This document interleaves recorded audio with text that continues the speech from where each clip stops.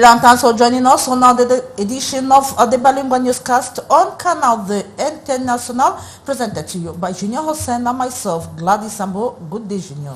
Good day, Gladys Sambo. Bonjour à toutes et à tous. Voici les titres de votre journal.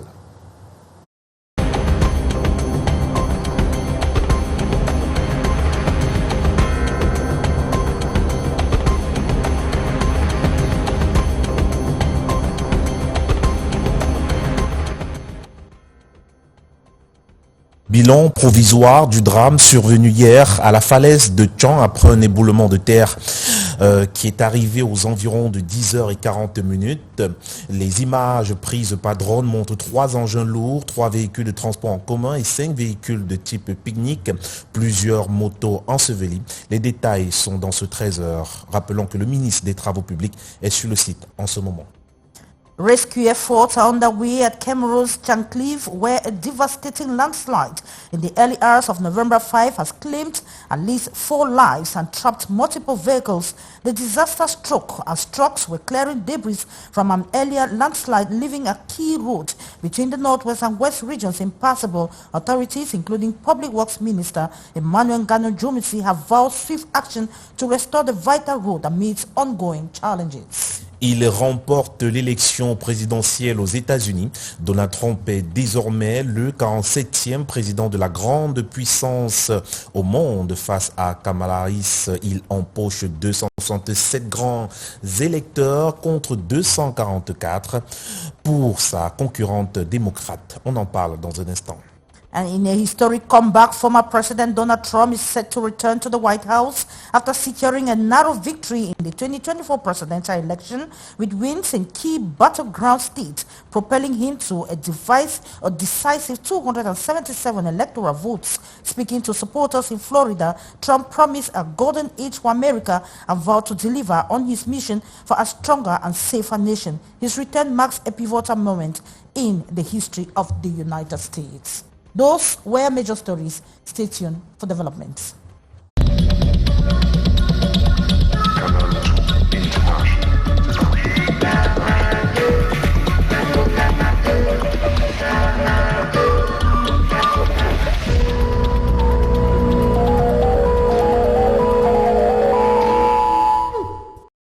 Thanks for joining us once again. You can equally watch us on our social media handles, YouTube and Facebook. We begin with the tragic incident at the Chanclive in the West Region. Junior. Eh bien, Gladys Ambo, prenons ce communiqué de presse lié justement à ce drame. Le gouverneur de la région de l'Ouest a l'honneur d'informer les populations en général et les usagers de la voie publique en particulier qu'un éboulement de terre survenu à la phase de Tchang. Hier mardi 5 novembre 2024 autour de 10h40 coupant la circulation sur l'axe routier Tchang-Sanchou. Eh bien, sur la base des images prises par un drone, on peut apercevoir 3 engins lourds engagés pour les travaux de déblaiement. De premiers éboulements de terre ont été ensevelis, de même que 3 véhicules de transport de type Costes, un véhicule de type pique-nique, plusieurs motocyclistes, des passants et riverains identifiés. Le communiqué fait savoir que le bilan provisoire en vie humaine fait état de 4 corps estipés, des décombres, pendant que les recherches se poursuivent sur le terrain en vue de retrouver les corps des autres victimes de cette catastrophe naturelle. Et un autre communiqué qui nous parvient dans cette rédaction, dans ce journal, le ministre des Travaux publics informe les usagers de la route régionale Bamongoum, Balevin, Bafouchan, Sanchou, littoral qu'à la suite de 2 éboulements meurtriers survenus donc hier mardi, eh bien le trafic est basculé vers l'itinéraire Kekem-Bafan-Bafoussam où des travaux d'amélioration de la circulation sont en cours, aussi bien pour les usagers en provenance de la région du littoral que pour ceux venant de la ville de Bamenda. C'est un communiqué signé du ministre des Travaux publics et par la délégation, le chef de la cellule de communication. Eh bien, nous poursuivons ce journal, cette fois-ci avec vous, Gladys Sambo. Exactly, we are talking about the incident at the Chancliffe that has led to the death of at least 4 persons yesterday.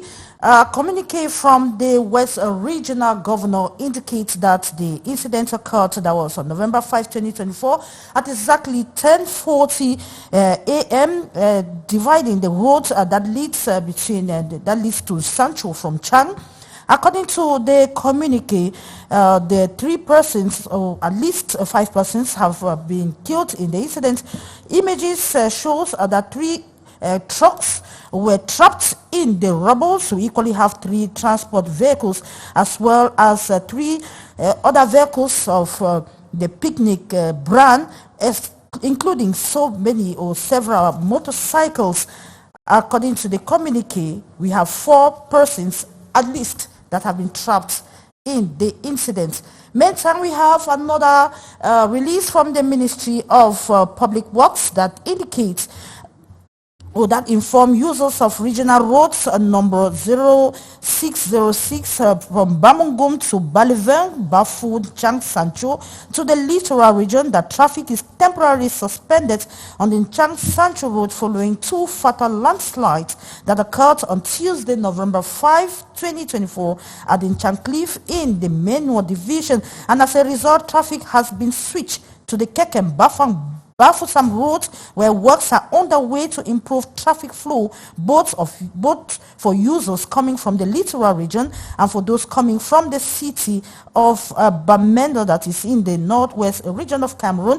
The Minister of Public Works hereby calls on users to strictly abide by these instructions. We now continue with the incidents, Junior. Eh bien, au lendemain du drame qui est survenu au lycée bilingue de Deido, dans la ville de Douala, ayant ôté la vie à une jeune élève, le gouverneur de la région du littoral, Samuel Dieudonné Ivara Dubois, est descendu ce matin sur le site, question de rassurer les élèves et de s'enquérir des faits. Après cela, il s'est rendu sur le lieu où le poteau tombé a tué l'élève pour un moment de recueillement. Eh bien, le gouverneur est également allé au sein de la famille éprouvée au quartier Bonateki. Rappelons que jusqu'à cette heure, la dépouille de la jeune élève est sous-scellée à la morgue de l'hôpital de Deido. Nous y reviendrons. Eh bien, dans la suite de ce journal, on va parler politique à présent. 42 ans qu'il tient le gouvernail du bateau Cameroun, non sans difficulté. Le parcours politique du président Paul Biya force l'admiration pour ce 6 novembre 2024, date du 42e anniversaire de son accession à la magistrature suprême. Gros plan sur Paul Biya, un personnage énigmatique, mystérieux, voire mythique, avec Janice Cameroun. Nous allons de plus en plus subir les effets des changements climatiques qui impacteront la vie de nos concitoyens, notamment ceux du monde rural. Dans ce contexte, il me semble opportun de nous attacher à développer les secteurs de notre économie qui pourront réduire sensiblement nos importations de biens et services. Par ailleurs, nous allons réaliser une véritable révolution agricole en modernisant nos moyens de production et en transformant davantage nos produits agricoles. Cela devrait aller de pair avec la mise à disposition de nouveaux équipements, magasins de stockage et routes d'accès. Ainsi pourrait se conforter notre statut de grenier de l'Afrique centrale. Nous ne délaisserons pas pour autant les zones rurales en les dotant progressivement de centrales solaires. Nous continuerons à développer nos infrastructures de transport, routes, ports, aéroports, au bénéfice de notre économie. D'autre part, je persisterai à consacrer tous mes efforts à favoriser la relance de la croissance économique créatrice d'emplois, notamment pour les jeunes et susceptible d'améliorer le pouvoir d'achat. Vous venez là d'écouter un extrait du chef de l'État lorsqu'il prenait le pouvoir en 2018. Extrait sélectionné par Janice Kamgari. Eh bien, on va rester avec le président Paul Biya. Le 6 novembre, c'est donc 42 ans aux affaires. Une période qui n'aura pas été un long fleuve tranquille entre actes posés, réalisations sur le terrain. Les hommes politiques, selon le Chapelle, ont des appréciations diverses. 42 ans de magistère, vu des politiques. Un reportage de Michael Tipkio, David Sanjo et Henri Tinda. Pour les militants du Rassemblement démocratique du peuple camerounais, Paul Biya incarne avant tout l'artisan de la paix. C'est la paix et la stabilité. Malgré les petits soucis que nous avons au nord et au sud-ouest, malgré les petits soucis que nous avons avec Boko Haram à l'extrême nord, la paix règne. Les 42 ans de paix, de stabilité de notre pays, vers le progrès, vers l'émergence en 2035. Vous ne pouvez pas faire 40 ans au pouvoir sans guerre. Bien loin de l'image d'un homme quémandant la paix, certains regrettent cependant la disparition de certaines initiatives telles que les entreprises nationales et les plans quinquennaux, laissant place à un tableau plus sombre. Que ce soit sur le plan de nos entreprises que nous avions avant, plus de 300, aujourd'hui SNI, c'est à peine si on sait ce que c'est.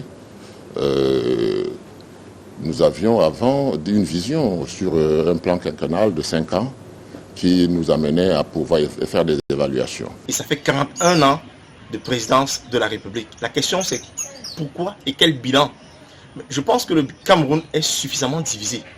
Il nous laisse un Cameroun divisé, un Cameroun délabré, un Cameroun privatisé, un Cameroun enclavé. Malgré le poids des années, Paul Biya maintient fermement la barre du navire et son silence est interprété comme une manifestation de sagesse et de retenue. Les collectivités territoriales décentralisées sont autonomes. Beaucoup de choses ont changé. Les maires ont plus de moyens pour travailler sur le terrain. Les populations ressentent la présence des élus à la tête de leur mairie. Rien que son silence, c'est un pouvoir. Rien que c'est avec ce silence qu'il a su déjouer tous les pièges occidentaux. Avec plus de 60 ans au sein des hautes sphères de l'administration, l'usure est inévitable, bien que Paul Biya demeure une figure respectée sur la scène internationale. Le président Paul Biya, sur le plan international, je pense qu'il y a eu pas mal d'avancées. Il a continué à maintenir le fait que le Cameroun n'était pas emprisonné autour de quelque chose et qu'il y avait une ouverture. Cette ouverture, elle est exploitée comment? Elle peut être mieux exploitée. Parce qu'en réalité, les Camerounais ne se retrouvent pas dans un partenariat gagnant-gagnant. On a un président qui est, je peux dire, épuisé, qui a tout donné depuis sa tendre enfance, qui a tout fait, mais qui n'a plus les moyens de suivre les projets, qui n'a plus les moyens de contrôler. Arrivé aux affaires le 6 novembre 1982, 42 ans plus tard, Paul Biya continue de mener la barque du Cameroun, symbolisant ainsi la continuité du renouveau. Et un autre chef d'État qu'on célèbre en ce moment, c'est Donald Trump. Challenge réussi pour lui. Le candidat républicain revient à la Maison-Blanche pour être le 47e président des États-Unis après avoir été le 45e. Il repart avec 267 grands électeurs, dévançant ainsi Kamala Harris qui a eu 224 grands électeurs. Lil Piedjou et Calvin Tekam. Homme d'affaires et homme politique américain, Donald Trump reprend la Maison-Blanche et devient le 47e président des États-Unis après y avoir séjourné en tant que 45e. Né le 14 juin 1946 à New York, il est le fils du promoteur immobilier Fred Trump et a étudié à la Wharton School en Pennsylvanie. Il a pris la direction de l'entreprise familiale en 1971 qu'il a renommée The Trump Organization. Il s'est constitué un empire économique grâce à la construction ou à l'achat des bâtiments prestigieux, tels que la Trump Tower et des immeubles à l'étranger. Plus tard, il s'est affilié au Parti républicain en 1987, puis au Parti de la Réforme pendant 2 ans. Après avoir été un opposant résolu au président républicain George Bush, il est revenu au Parti républicain en 2009. Il a critiqué la politique du président démocrate Barack Obama et repris les rumeurs conspirationnistes sur sa citoyenneté. En 2016, il a remporté la désignation du Parti républicain aux primaires présidentielles, se présentant comme un adversaire de l'établissement et du politiquement correct. Il a employé un ton belliqueux et multiplié les déclarations controversées. Il a été président des États-Unis du 20 janvier 2017 au 20 janvier 2021. Sa présidence a été marquée par des controverses, notamment en raison de ses déclarations sur l'élection de 2020, prétendument volée par les démocrates, et de ses affaires judiciaires. Les accusations de harcèlement sexuel, de racisme, xénophobie, fake news et médias entre autres. Sans oublier ses manifestations au Capitole faisant des morts. Aujourd'hui, il est de retour à la Maison-Blanche pour être le 47e président des États-Unis. Pour lui, l'histoire du pays a été réécrite cette nuit du jamais vu. C'est une victoire politique et c'est du jamais vu dans notre pays. Alors je voudrais remercier le peuple américain pour l'honneur extraordinaire qu'il me fait, l'honneur d'être son 47e président. Comme il le dit, place à l'âge d'or de l'Amérique. Et parmi les premiers chefs d'État à le féliciter, Emmanuel Macron de la France. Retournons du côté de Tchang, au pied de la falaise, retrouver notre correspondant Eric Matané. Eric Matané, bonjour. Quelles sont les dernières nouvelles sur place à la falaise de Tchang? Nous sommes à la falaise de Tchang. Depuis hier 10 heures, il y a eu un éboulement comme le constaté derrière moi qui a barré la chaussée.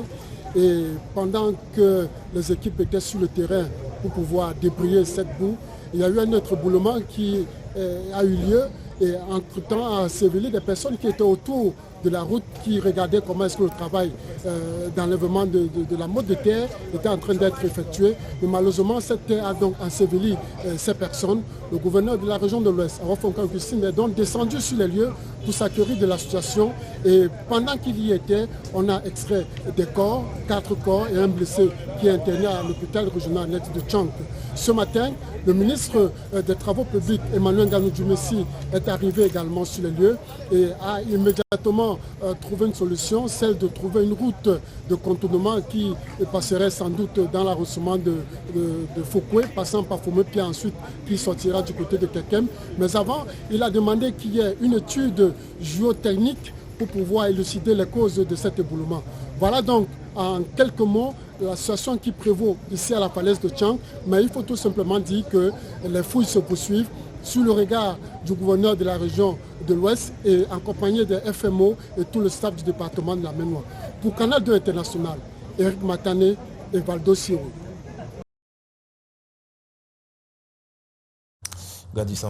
Yes, as we just listened from our correspondent there in the Manual Division, rescue operations are ongoing at Nchancliffe in Cameroon's West region, where a landslide has claimed at least 4 lives, injuring at least one person.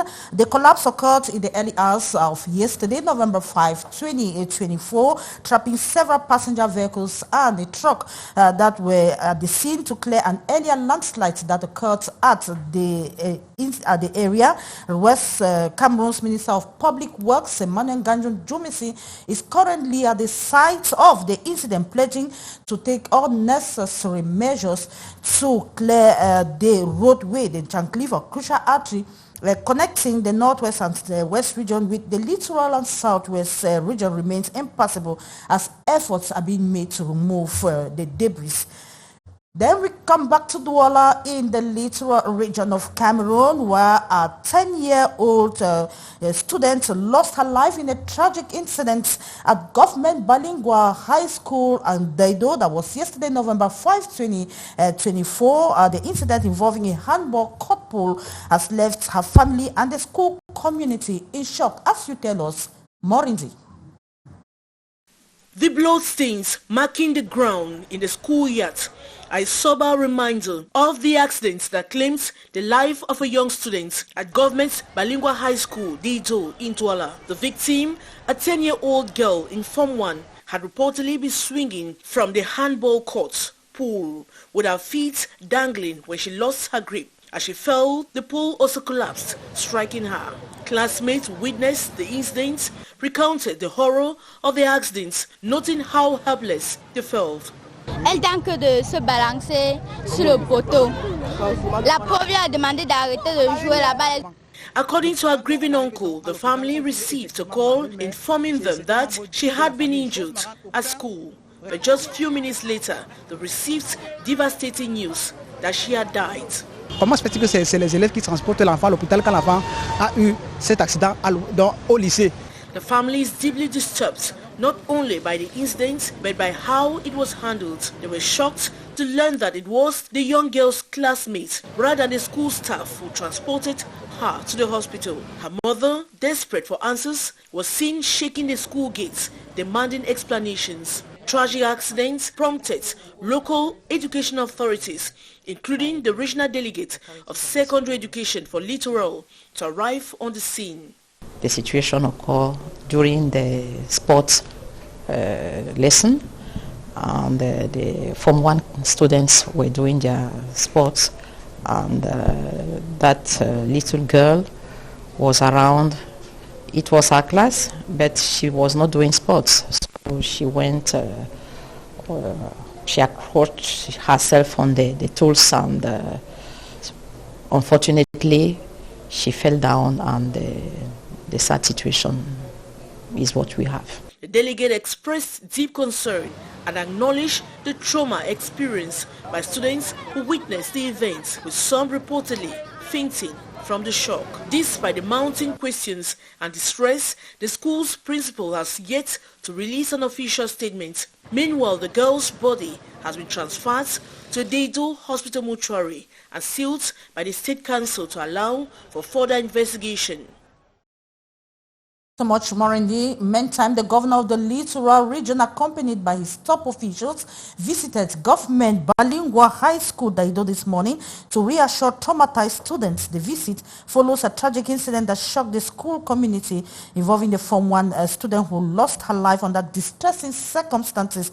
The governor met with the young students, some visibly shaken, offering words of comfort and solidarity. He later held a private meeting with the school administration to discuss the ongoing investigation and measures to support students' mental health in the wake of the tragedy. Following the visit, the governor and his team also went to Bonateki, where they met with the family of the deceased, extending their deepest sympathies. As of now, the remains of the student are being held at the Lakentini Hospital, where they remain under official custody as inquiries continue.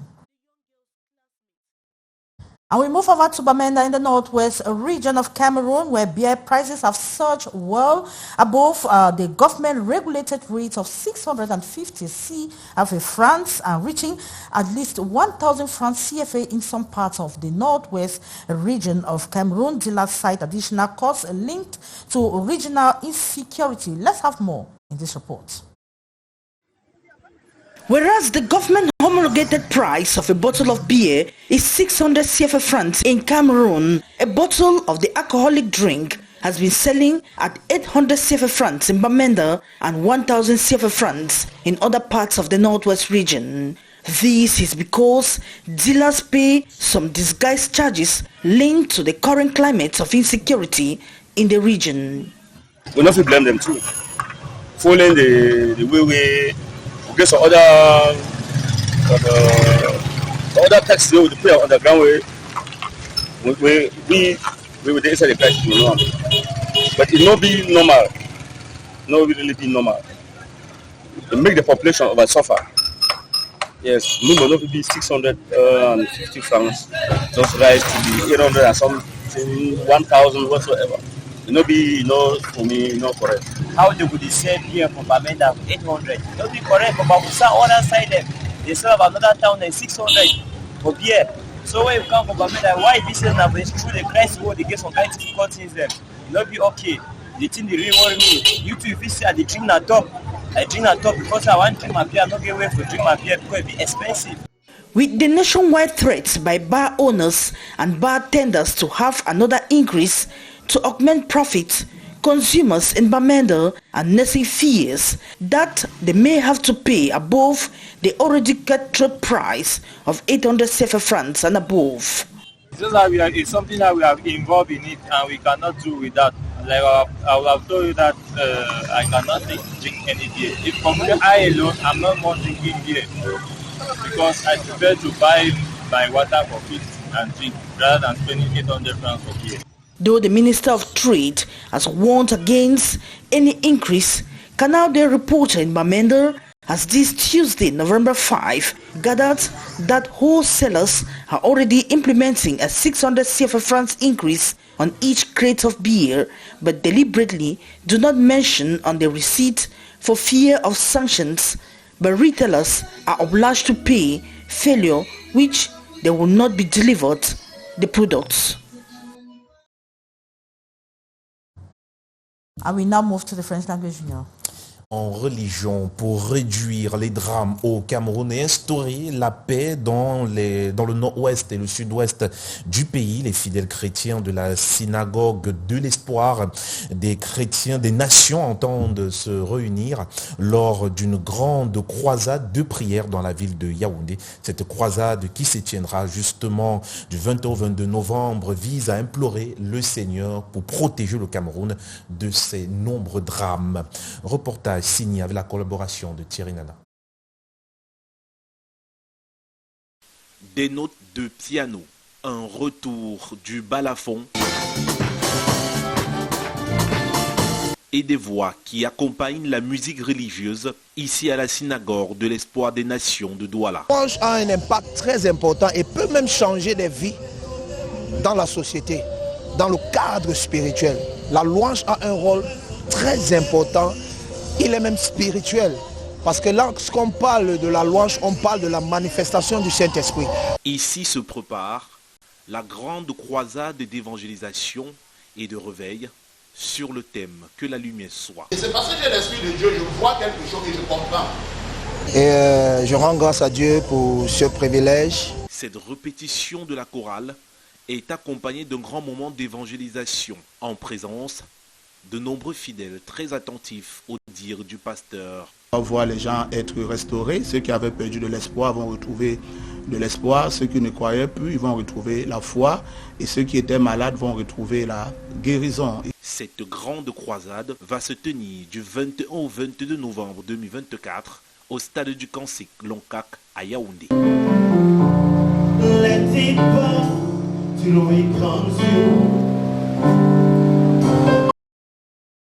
Gadi Sambo. Yes, former President Donald Trump is set to return to the White House. According to the Associated Press, that projected that the former President Donald Trump has secured a victory in the 2024 U.S. presidential election after winning key states, Wisconsin and Pennsylvania. The crucial win gave him the 270 electoral votes required to clinch the presidency, bringing his total to 277. In a speech at the Palm Beach Convention Center in Florida, Trump expressed gratitude to his supporters, saying, "We overcame obstacles that nobody thought possible." He vowed to fight every single day to deliver a strong, safe and prosperous America and described the coming years as a golden age for America. Trump, who claimed to have won the popular vote despite incomplete results, will return to the White House after previously disputing the legitimacy of the 2020 elections and facing legal challenges. He is the first convicted felon elected to the presidency, an unprecedented outcome in American history. Republican leaders say his victory reflects a public sentiment that life was better under Trump's earlier administration. And that note on Donald Trump's victory at the presidency takes us to the end of today's edition of the news on Canal de International. It is actually a pleasure knowing you're watching the news on Canal de. But then don't go away. Stay tuned to our program. Junior, good afternoon. Good afternoon, Gladys Sambo. Merci à toutes et à tous d'avoir regardé ce 13h. On se dit demain à la même heure. Au revoir.